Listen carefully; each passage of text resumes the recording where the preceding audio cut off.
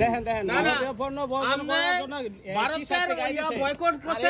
আমি এখন শরবত খাইব না, আমি শরবত খাবো না। আপনারা ভারতীয় পণ্য বয়কট করছেন, আমিও আপনারা বয়কট করছি। আমার ফ্যামিলি শুদ্ধ বয়কট করে না, আমরা শরবত খাবো না।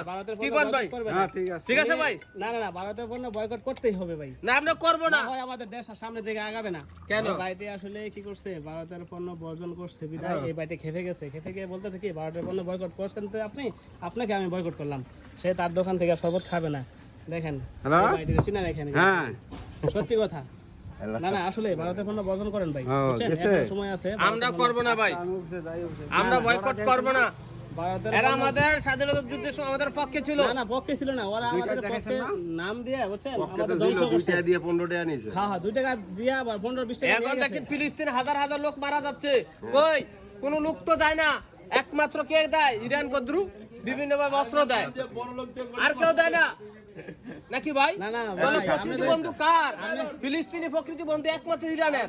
ঠিক আমাদের ওই ফিলিস্তিনের কথা বললেন, একই ভাবে উপকার করছে। ফিলিস্তিনের কথা বললেন, ইন্ডিয়া তো ফিলিস্তিনের ইসরায়েলের পক্ষে কথা বলে। ইন্ডিয়া, আপনি জানেন, ইন্ডিয়া ইসরায়েলের পক্ষে কথা বলে। ইন্ডিয়া ইসরায়েলের অস্ত্র দিছে, তাহলে ইন্ডিয়ার অস্ত্র দিয়ে আমাদের মুসলমান ভাইদেরকে মারা হচ্ছে, ঠিক না? তাহলে আপনি কিভাবে ইন্ডিয়া সাপোর্টটা করেন বলেন? আর ইন্ডিয়া আমাদের বাংলাদেশের কি ক্ষতি করতেছে? আবার জিগায় আমি বয়কট করলাম। করব না। এই যে 20 টাকা, এই 20 টাকা আমি মাইর দিলাম।